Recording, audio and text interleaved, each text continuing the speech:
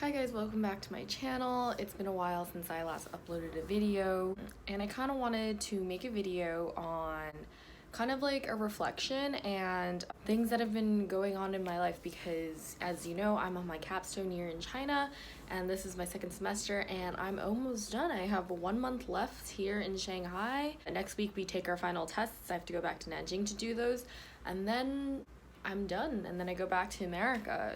It's very surreal right now. Like, it's kind of bittersweet. I'm ready to go home. I'm dying for American food, like legit American food, and I really miss my friends and family. Yeah, I'm gonna miss living here. I'm gonna miss Shanghai. I'm gonna miss China. It's almost been a year, and I think I've grown a lot, and I've got a lot of opportunities from this study abroad, and also I, of course, improved my Chinese, which the whole reason why I'm doing this. So our capstone year consists of 2 semesters in China, and I started spring semester of last year when I was a junior. So that means this is my second semester right now. Even though choosing to do spring semester wasn't as popular, as we only had 13 people in our cohort, I am very glad I chose to do it. Some of you may or may not know, I actually, before going to capstone, I was seriously considering dropping the flagship program, the Chinese flagship program, the program that I am in.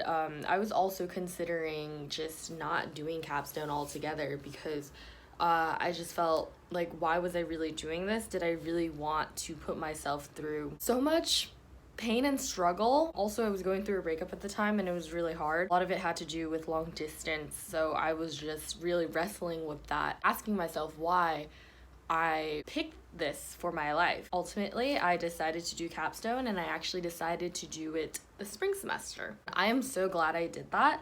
One, I was able to kind of get a fresh start because it was really hard for me to focus at that time, and just basically changing the whole venue and also just pushing myself more in my academic career really did help, because I knew that capstone was always an overlooming kind of like thing that I had to do when I was in college. Felt like it was an obligation, but I didn't necessarily want to do it because I was always scared.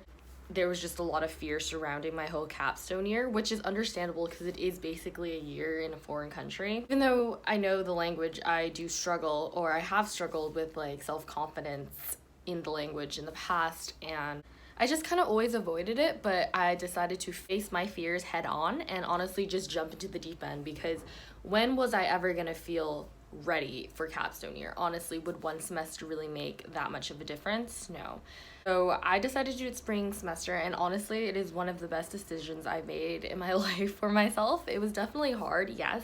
It wasn't all peaches and cream, but I've definitely grown and learned a lot. Just great timing, and it really allowed me to refocus. So when I was considering dropping the flagship program just to not do the capstone year, that would actually just make me a anthropology major, and at that point I was done with my anthropology major, so I would only need to take like 2 more cores and then I was done. So that would mean I would graduate like a semester or 2 earlier, and then I would have to figure out what my next steps were. I had no idea, and even to this day I don't really have a clear-cut idea as to what I want to do once I graduate.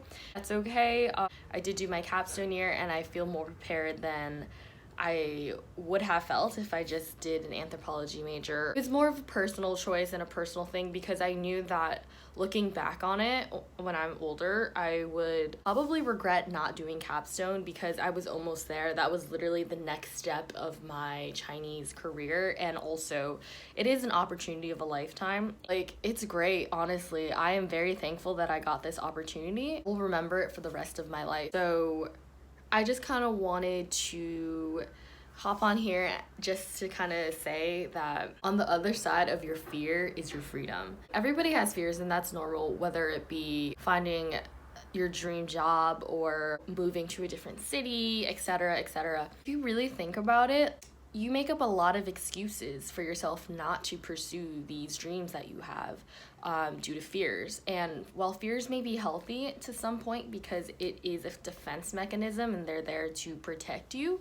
you have to kind of think about what it is you truly want for yourself and what you value. And if you always let your fears win when it comes to making decisions about your life, personally, I think that fears are there to nudge us in the direction of where to go. So if you're kind of feeling lost, choose something that like is a fear, even if it's like getting help with certain mental health issues. Like, that is, first of all, nothing to be ashamed of. Therapy can help pretty much anyone. I go to therapy. I love it. Even if it's something like that, it doesn't have to be like a super big fear. Just go with it, because I think our fears are there to push us and help us grow. Truly, once you face those fears and overcome them, you see how it wasn't as scary as you thought. You also get more self-confidence because you did it, you faced it head on, and also you're just free.